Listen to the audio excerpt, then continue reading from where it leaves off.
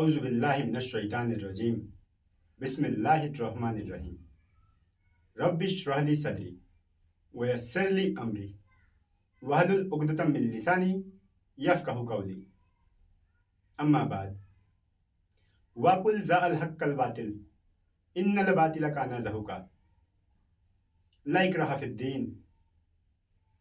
मेरे वीडियोज़ को देखने वालों, दर्शकों, मैं आप सबका इस्लामिक तरीके से स्वागत करता हूँ। अस्सलामु अलैकुम व रहमतुल्लाहि व बरकातुहू। कि अल्लाह की सलामत, रहमत और बरकत आप सबके ऊपर हो। आज का विषय जिसके बारे में आपसे बात करूँगा वो है कि इस्लाम तलवार के जोर पर नहीं फैला। ये अक्सर लोगों में गलतफहमी है कि तलवार के जोर पर जो है इस्लाम धर्म फैला है, और आज पूरी दुनिया में जो मुसलमान हैं 180 करोड़ तादाद में, ये तलवार के जोर पर बनाए गए हैं। अगर आप हिस्ट्री पढ़ते हैं और ख़ास तौर पर मोहम्मद सल्लल्लाहु अलैहि वसल्लम की अगर आप जीवनी पढ़ते हैं, तो आपको कभी भी ऐसा एक भी मौका नहीं मिलेगा, एक भी वाक़या नहीं मिलेगा जिसमें कि मोहम्मद सल्लल्लाहु अलैहि वसल्लम या उनके किसी भी साथी ने किसी को भी ज़बरदस्ती मुसलमान बनाया हो। अगर आप पढ़ते हैं मोहम्मद सल्लल्लाहु अलैहि वसल्लम की जीवनी, तो एक बार एक मुसलमान सहाबी और नॉन मुस्लिम में बहस हो जाती है पैसे को लेकर, और वो आते हैं मोहम्मद सल्लल्लाहु अलैहि वसल्लम के पास। मोहम्मद सल्लल्लाहु अलैहि वसल्लम पर एतमाद होता है, विश्वास होता है कि वो एक सच्चे इंसान है, वो हमेशा हक़ के साथ फैसला करते हैं। तो मोहम्मद सल्लल्लाहु अलैहि वसल्लम के पास जब आते हैं तो मोहम्मद सल्लल्लाहु अलैहि वसल्लम दोनों का पक्ष सुनते हैं और उसके बाद नॉन मुस्लिम के हक़ में फैसला कर देते हैं।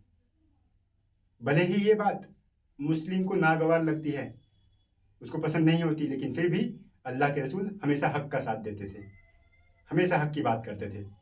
और अगर इस्लाम को तलवार की जोर पर फैलाना होता तो मोहम्मद सल्लल्लाहु अलैहि वसल्लम उस नॉन मुस्लिम को तलवार की जोर पर आसानी से मुसलमान बना सकते थे, लेकिन उन्होंने ऐसा नहीं किया।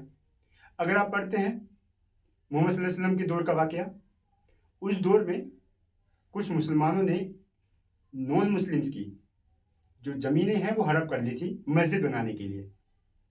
वो नॉन मुस्लिम उमर फारूक के पास पहुंचता है और हज़रत उमर फारूक से कहता है कि मेरा इंसाफ कीजिए कि इन लोगों ने मेरी ज़मीन हड़प ली है।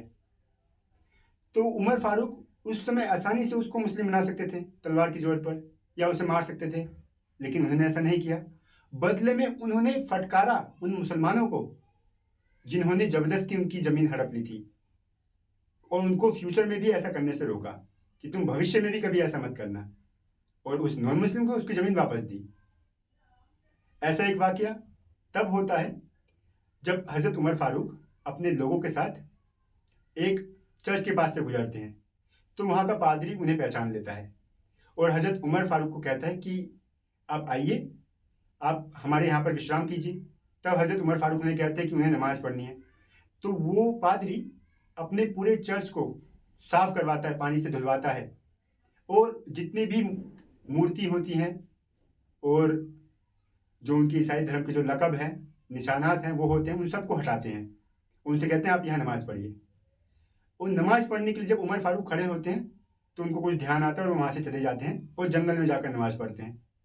तो जब वो पादरी उनसे पूछते हैं कि आपने ऐसा क्यों किया, आपने हमारे चर्च में नमाज क्यों नहीं पढ़ी, क्या हमसे कुछ कमी रह गई थी?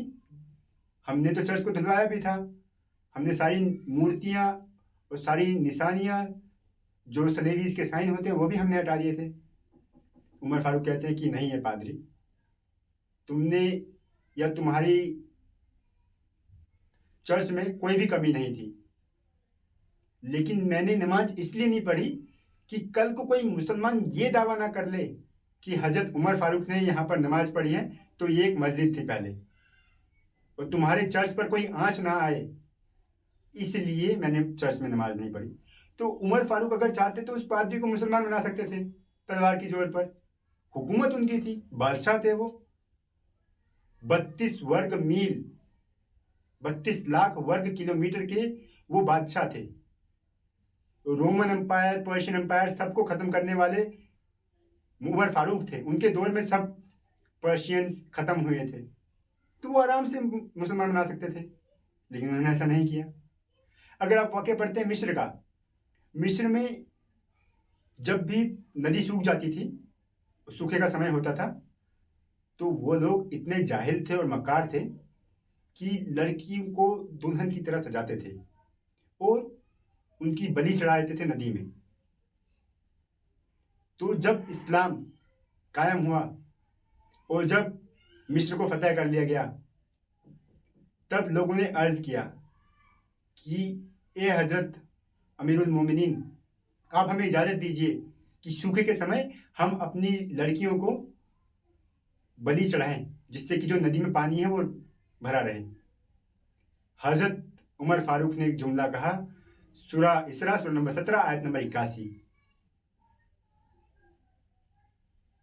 वाकुल जाअल हक्कल बातिल इन्नल बातिला काना ज़हूका, कि कह दो कि हक आप पहुंचा है और झूठ हार गया है, और झूठ हारने के लिए ही होता है। अब किसी बेकसूर की बलि नहीं दी जाएगी, किसी लड़की के ऊपर अत्याचार नहीं किया जाएगा। और हजरत उमर फारूक ने उस लड़की की और जो उनके साथ अत्याचार होता था उनको ख़त्म किया, सर्वनाश किया उनका। तो अगर हजरत उमर फारूक अगर चाहते तो उन तमाम नॉन मुस्लिम्स को मुस्लिम बना सकते थे तलवार के जोर पर। हुकूमत उनकी, बादशाहत उनकी, सेना उनकी, फौज उनकी, सब कुछ उन्हीं के पास में, सारी ताकत उन्हीं की, लेकिन उन्होंने ऐसा नहीं किया। स्पेन में मुसलमानों ने 800 साल तक राज किया, लेकिन कभी भी किसी को तलवार के जोर पर मुसलमान नहीं बनाया। इसीलिए अगर आज आप देखते हैं पॉपुलेशन मुसलमानों की स्पेन में, वो 1% से भी कम है।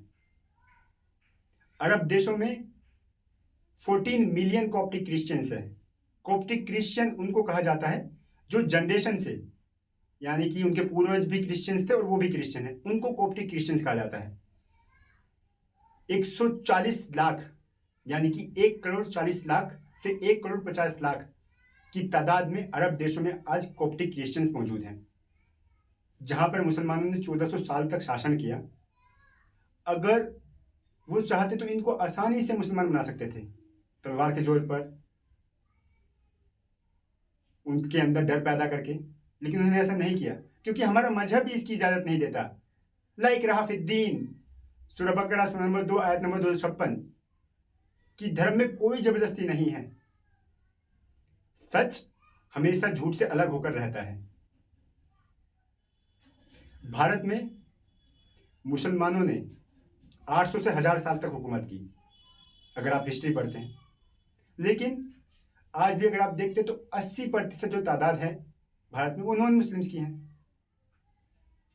तो अगर ऐसा होता कि मुसलमानों ने तलवार के जोर पर दूसरे हिंदुओं को या दूसरे धर्मों के लोगों को मुसलमान बनाया होता, तो आज भारत में आबादी 90% से ज़्यादा होती मुसलमानों की, लेकिन ऐसा नहीं है। अगर आप देखते हैं इंडोनेशिया, मलेशिया, ये ऐसे देश हैं जहाँ पर कभी भी कोई मुस्लिम फौज नहीं गई, कभी कोई युद्ध नहीं हुआ मुस्लिमों के द्वारा, लेकिन आज मुस्लिम्स यहाँ मेजोरिटी में हैं। 90% से ज़्यादा पूरी दुनिया में अगर कहीं सबसे ज़्यादा मुसलमान हैं तो वो इंडोनेशिया में है, 25 करोड़ से ज़्यादा मुसलमान। मलेशिया में 50% से ज़्यादा मुसलमान हैं।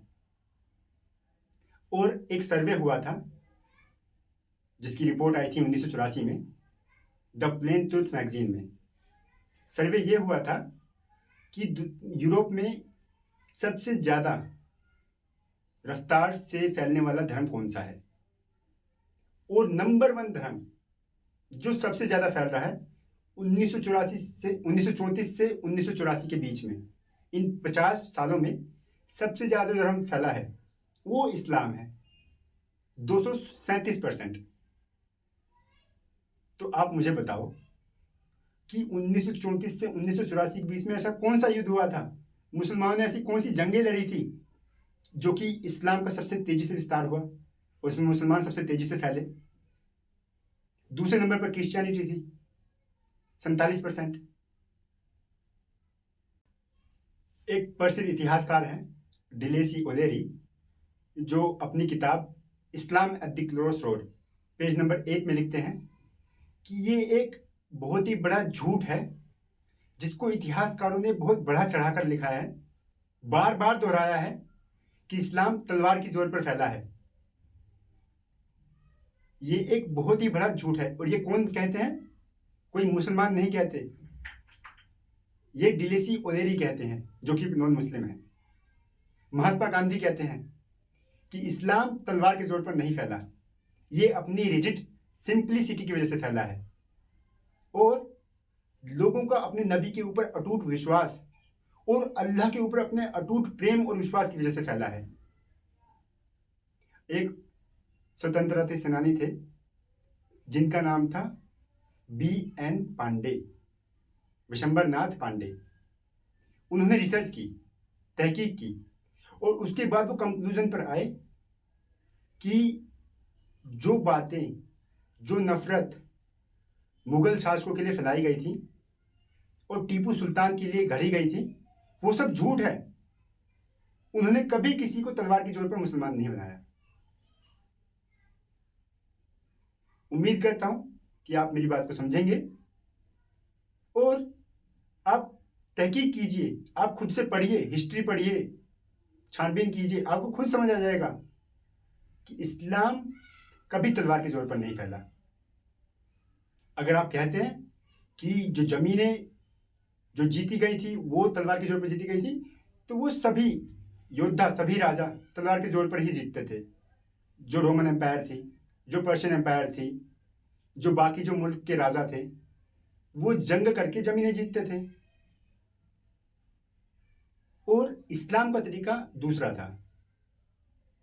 इस्लाम में नबी सल्लल्लाहु अलैहि वसल्लम थे और जो उनके सहाबी थे वो पैगाम लिखते थे राजाओं को कि या तो आप मोहम्मद सल्लल्लाहु अलैहि वसल्लम को अपना नबी मानो, मैसेंजर मानो, या फिर आप ज़कात दो, या फिर हमसे युद्ध करो। उसके बाद जो मोहम्मद सल्लल्लाहु अलैहि वसल्लम को अपना नबी मान लेता था, जो ज़कात के लिए राजी हो जाता था, वो इस्लाम के अधीन हो जाता था। और जो ऐसा करने से इनकार करता था वो मुसलमान से युद्ध करते थे और हारते थे, पस्त हो जाते थे। आप देखेंगे कि अशोक सम्राट, उन्होंने युद्ध किया, लाखों सैनिकों का कत्लेआम किया। तो उस समय ये आम था कि लोग युद्ध करते थे और युद्ध में जमीनें जीतते थे, अपने अधीन करते थे, विस्तार करते थे। लेकिन किसी भी इंसान को तलवार की जोर पर कभी भी मुसलमान नहीं बनाया गया।